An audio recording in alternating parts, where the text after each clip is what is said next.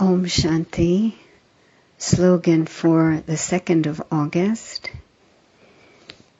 Be busy in unlimited service, and naturally there will be unlimited disinterest.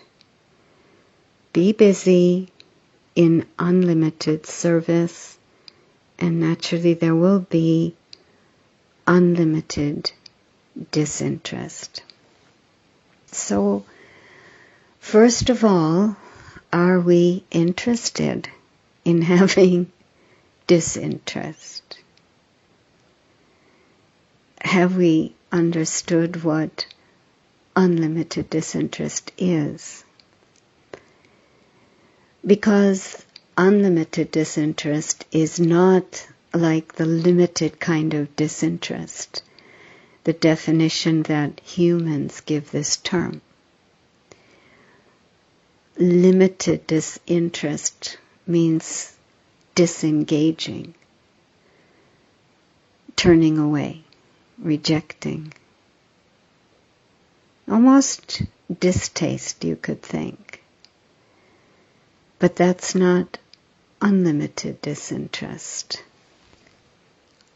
Unlimited disinterest makes you detached, but the detached observer who's an active player, not the detached observer who becomes an inspector,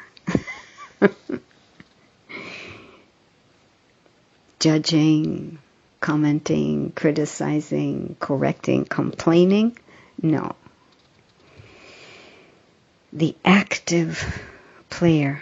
So what are the activities of a player in the unlimited? So I really think that you can't make efforts to become or to have unlimited disinterest. Unlimited disinterest is a result of many other efforts that we need to be making. And those efforts are understood the more we understand the unlimited period. This idea of unlimited is so attractive, actually. I know that, at least for me, when I was growing up, in school, they were always saying, even from elementary grades, that we're only using 10% of our minds. I was always interested in that other 90%. And now, in this school, we are being taught in such a way that the other 90% is being mobilized, activated. This knowledge is giving us keys to 3 other dimensions. The dimension of eternity, myself as an eternal being, a soul. The subtle regions, in other words, myself as an angel, and God as my mother and friend and beloved, all relationships, the experience of that. And then the soul world, the unlimited home of the eternal me. We have the keys to these dimensions, which philosophers and sages and saints would have been referring to and longing for, reaching towards throughout the millennium. So unlimited. It's a whole energy field of potential. Because through these 3 dimensions, we meet God. We experience God in so many ways. whatever God has, we're learning to take from Him in such a direct way. So we can no longer say that we'll do or we've done any particular task according to our capacity. Because Baba has explained that when the unlimited is open to you, all power is available. And so we don't need to work according to our capacity anymore. All power is available when we have the keys to the unlimited. So the unlimited means to really know these times we're in. God has come. Has anyone really understood this?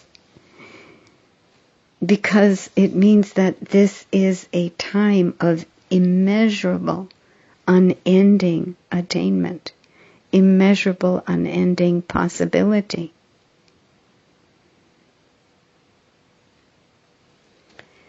So, with that as a background, what will it look like?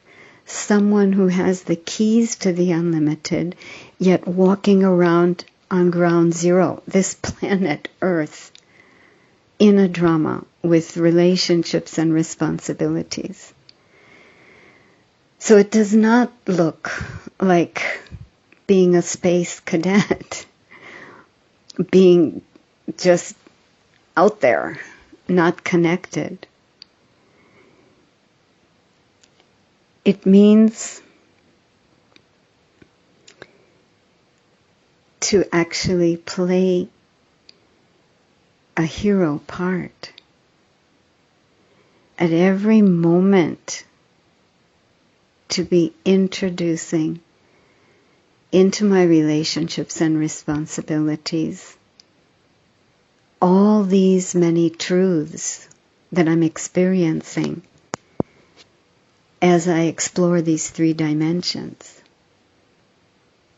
It means to be changing myself and bringing all that change into my attitude, my convictions, and the way I'm walking on the planet, playing my part.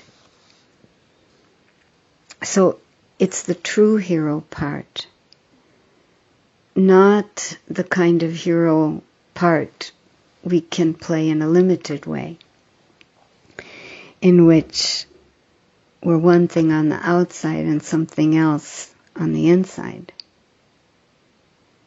That kind of faked goodness or heroism.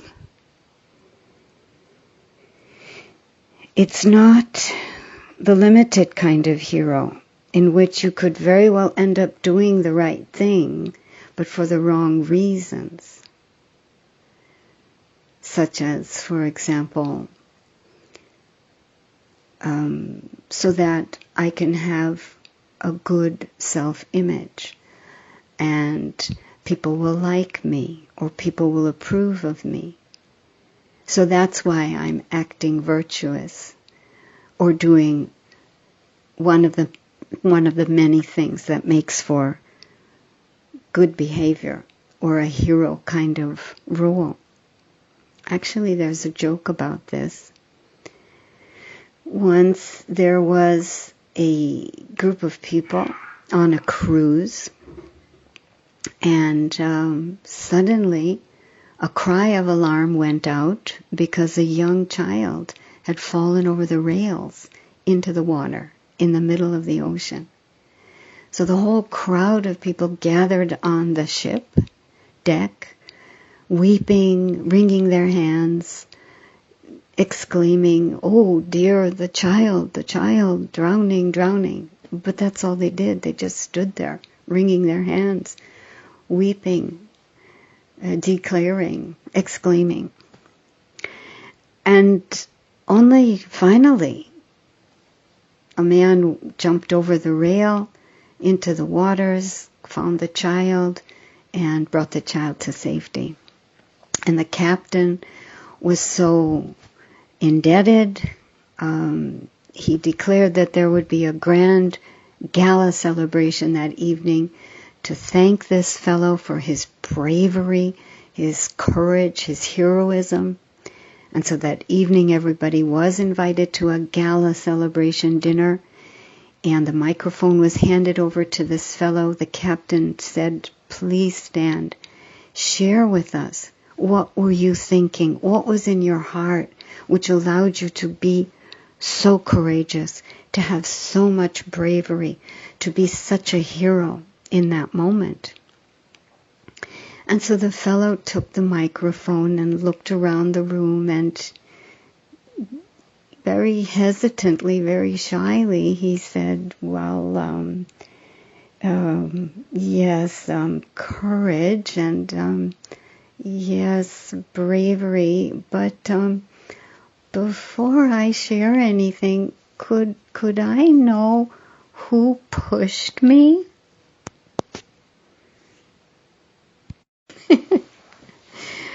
So, all the right actions, but maybe for totally wrong reasons.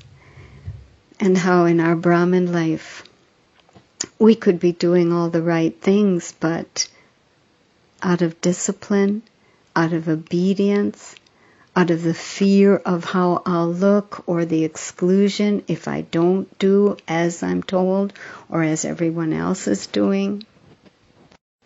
Because the real hero is someone who is doing everything right, for the right reasons. And right reasons could be so many. It could be out of just gratitude and thankfulness for all that God is doing for me, and a real interest in wanting to give back, to give Him a return. It could also be because I've understood the laws of karma and how I have a huge amount of debt to pay, and playing the hero part, in other words, being the first in any particular moment or situation, to bring into the situation some real energies of goodness, having connected first with God and then bringing in some real energies of tolerance or peace, knowing that it's me who suffers the most if I don't do this. So many right reasons. So that slowly, I'm doing the right thing because there's more and more rightness inside of me. So unlimited here is being cultivated through our study, our remembrance, which is slowly clearing out all the wrongness, the vices. In other words, all the feelings of disconnect, activities and thinking based on selfishness, a revenge, self-sabotage. Our study and remembrance is injecting molecules of light into the soul, which translate into rightness. So there's less of that negativity and more feelings of love, connectedness, belonging to the Supreme, acceptance, letting go, faith, more faith, which gradually brings us to just preferring the constructive, elevated way of seeing things and doing things. And then our subjects of Dharna and Seva, which cultivate all of this kind of healing into a practical expression. I'm really beginning to be patient. I'm really beginning to think less. And really, there's enthusiasm for God's task. so much happiness inside. So, unlimited here really means, firstly, a particular state of being, a real quality state of being. In other words, my stage. And so, unlimited being, unlimited stage automatically produces unlimited service. As if whatever I'm doing in this consciousness, this experience of being inside a miracle, that's what these keys to the unlimited really do. You know, that excitement and adventure of the unlimited, this new reality, the zeal and enthusiasm to use the keys for whatever is coming up in my life, always, all the time. This makes whatever you do unlimited service. It takes you out of sorrow, helps God create a land free from sorrow, and helps you and God bring others out of sorrow. So, unlimited disinterest is a natural result from that. It means no longer any kind of external focus, no longer using anything external as a kind of support, people, facilities, nothing external for my support. Unlimited disinterest means I just don't have any interest in that anymore. I've experienced the real support of the unlimited, and that's what I know is what's going to move me forward. So, no vested interest in anything else is a natural consequence of putting all my interest in what is true. Om Shanti.